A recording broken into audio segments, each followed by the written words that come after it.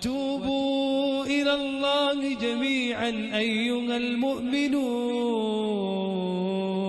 لعلكم تفلحون.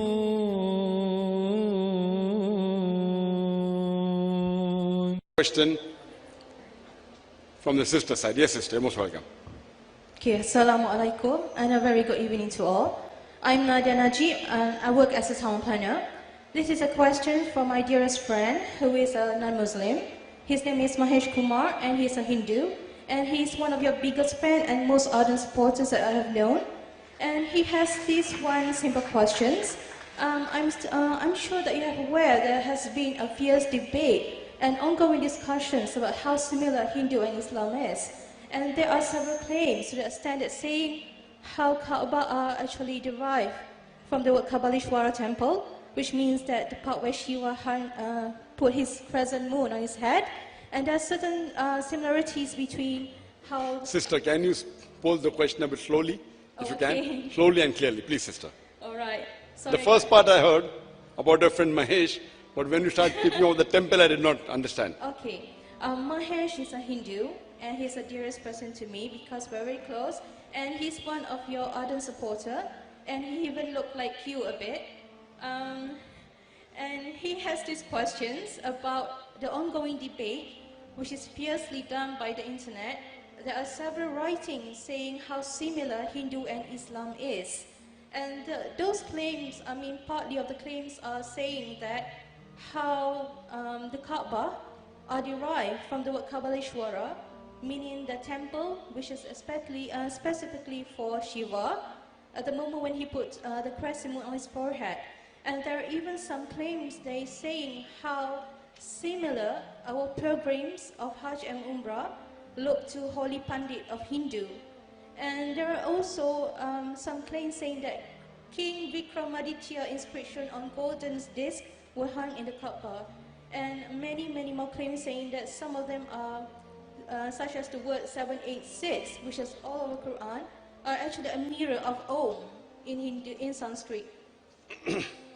The sister asked a very good question, that one of a friend by the name of Mahesh, he's a fan of mine, and he asked that there are many similarities between Islam and Hinduism going on the internet, and she gave a few examples regarding Kaaba being a Kamaleshwar temple, and talking it's belong to Shiva, or the way the Hajj is done, the rites of the Hindus, and even the King Vikramaditya, something hanging in Kaaba. Dr. Zakir and one more is saying that the circumambulations of Kaaba, the 7 signs are similar to those practiced in temples.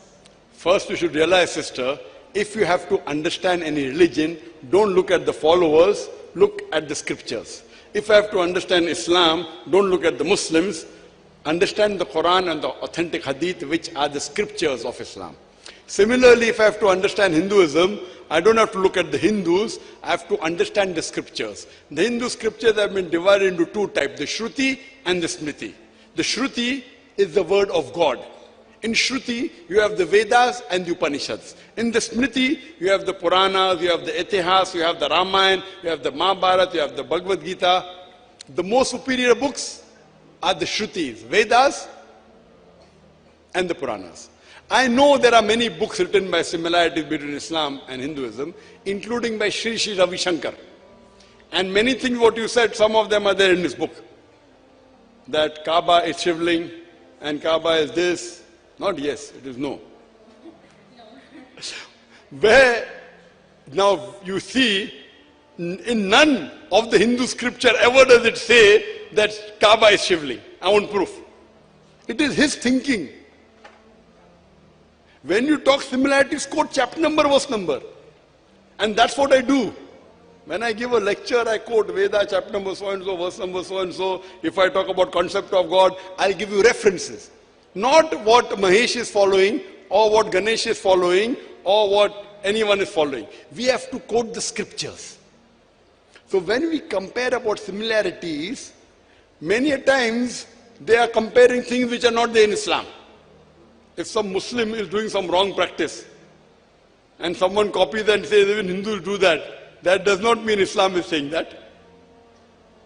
And there are some Muslims who do wrong practice. They think it is Islamic, It's not Islamic. So for comparing two religions, you have to compare the scripture, sister. There are many similarities. I don't know of any place in the Quran mentioned that Kaaba is of Shiva. Nowhere in any of the Hindu scriptures, any of the Shruti, whether Veda or Purana, that it is Shivling. Some say it is Shivling, some say Kamleshwar temple. These are all hypotheses. And when I had a debate with Shri Ravi Shankar, he said, you know, I wrote this book very fast, in 2 hours. Who told you to write the book in 2 hours? See, I give reply in 2 minutes, less than 2 minutes, correct? Just because I give the reply immediately in 2 minutes, that does not justify that I can make a mistake. Such a great personality, such a big following. You write a book and many of the things are wrong, it's not part of Islam at all. Similarly, sister, there is no proof of what you have said. Yes, regarding Hajj and the Tirth, yes, the Kaaba is mentioned in the Hindu scriptures. If you read Rig Veda, book number 10, it says the place for worship is the place where Narashansa was born. Narashansa is, Nar means man, Shansa means praiseworthy, praiseworthy. In Arabic, it is Muhammad sallallahu alaihi wasallam. So it says the place of Tirth, the place of pilgrimage is the place where Narashansa was born, where Prophet Muhammad was born. Yes, it does say. But doesn't say Shivling is Kaaba. It doesn't say that. There are places. I have given a full talk. For example, if I want to compare the concept of God in Islam and Hinduism, I say that most of the Hindus, if you ask a common Hindu, how many gods does he believe in? Some will say 3, some will say 10, some will say 1,000, some will say 33 crores, 330 million. But if you ask a learned Hindu, who is well versed with the scriptures, that how many gods should the Hindus believe in, he will say one God. But the common Hindu, he believes in a philosophy known as pantheism. The common Hindu believes that everything is God. The tree is God, the sun is God, the moon is God, the human being is God, the snake is God. What we Muslims believe is everything is God's. G-O-D with an apostrophe S. Everything belongs to God. The tree belongs to God. The sun belongs to God. The moon belongs to God. The human being belongs to God. The snake belongs to God. So the major difference between the Hindu and the Muslim is the common Hindu says everything is God. We Muslims say everything is God's. G-O-D with an apostrophe S. The major difference is the apostrophe S. If we can solve this difference of apostrophe S, the Hindus and the Muslims will be united. How will you do it? Ta'alaw ila kalimatin sawa'in bainana bainakum. Come to common terms as between us and you. Which is the first term? Allah na'budu illallah. That we worship none but Allah. Now when we read the Hindu scriptures, when we read the Chandogya Upanishad, chapter number 6, section number 2, verse number 1, it says Ekam evidityam. It's a Sanskrit quotation which says God is only one without a second. It's mentioned in the Svetasvatara Upanishad, chapter number 6, verse number 9. Na kasya kasij, janita na chadipa. It's a Sanskrit quotation which says, Almighty God has got no Lord, has got no mother, no father.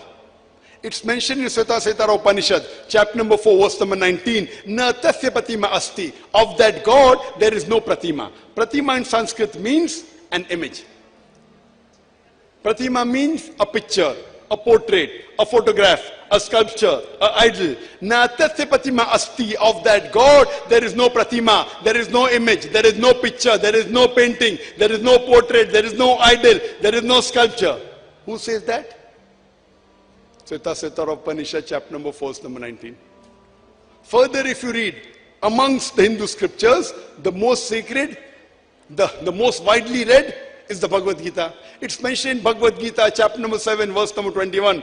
All those whose intelligence has been stolen by material desires, they worship demigods, they worship false God. And the most sacred amongst all the Hindu scriptures are the Vedas. If you read the Veda, it's mentioned in Yajurveda. It's mentioned in Yajurveda, chapter number 32, verse number 3. Na tasya pratima asti. Of that God, there is no image, there is no photograph, there is no painting, there is no picture, there is no idol, there is no sculpture. It's mentioned in Yajurveda, chapter number 40, verse number 8, that Almighty God is pure and doesn't have any image, imageless.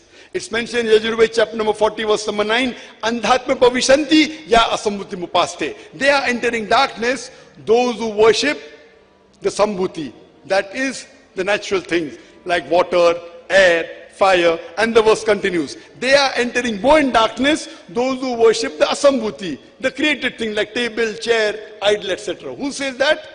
Yajurveda chapter number 40 verse number 9. And the Brahma Sutra of Hinduism is Ekam Braham Dyutya Naste Nena Naste Kinchan. Bhagwan ek hi hai, dusra nahi hai. Nahi hai, zara bhi nahi hai. There is only one God, not a second one. Not at all, not at all, not in the least bit. Now I am quoting with reference. And believe me, there are many Hindus who love me, they respect me. They even come and touch my feet. I say it is shirk. They say we have seen avatar of God. Shirk, haram. Because I quote, I have not seen any Hindu speaker quoting like that. I am a student of comparative religion, I am not a scholar. So they come and they touch my feet. I say haram, shirk. But those who are fanatic, they don't like it. And they say Zakir is bringing discord. Now am I bringing discord? I am trying to get the Muslims and Hindus together by removing the apostrophe S. And how do I remove the apostrophe S? Quoting the scriptures. Have I criticized any one point? But I speak on a scholarly level. With proof. So when you get similarities, sister, get similarities between the scriptures. Not hypothesis. But hypothesis will create problems. If you say something, it will hurt the sentiments. I am quoting the scripture. That's the different thing, that most of the Hindus do not know the scriptures. So when they come to know, many a time the Hindu said, we have sat for your lecture and question answer session for 3 years. In my 40 years, what I did not learn, I learned in 3 hours of your lecture and question answer session. Alhamdulillah. And many of the Hindus respect me, they love me, but some who are fanatic, they don't like. Why? Because if Hindus and Muslims get together, then both लोग की दुकान बंद हो जाएंगे. Their shop will close down. You know shop. Some people have made shops to sell. So we are here to bring peace between the different religions, whether it be Christianity. That's what the Quran says. Ta'alaw ila kalimatin sawa'in bayna bainakum. Ask your friend Mahesh to see my talk on similarities between Hinduism and Islam. It does not speak anything against Hinduism, but speaks about the similarities, which many things which the Hindus aren't aware and even Muslims aren't aware. Hope that answers the question, sister. You're most welcome. Allah.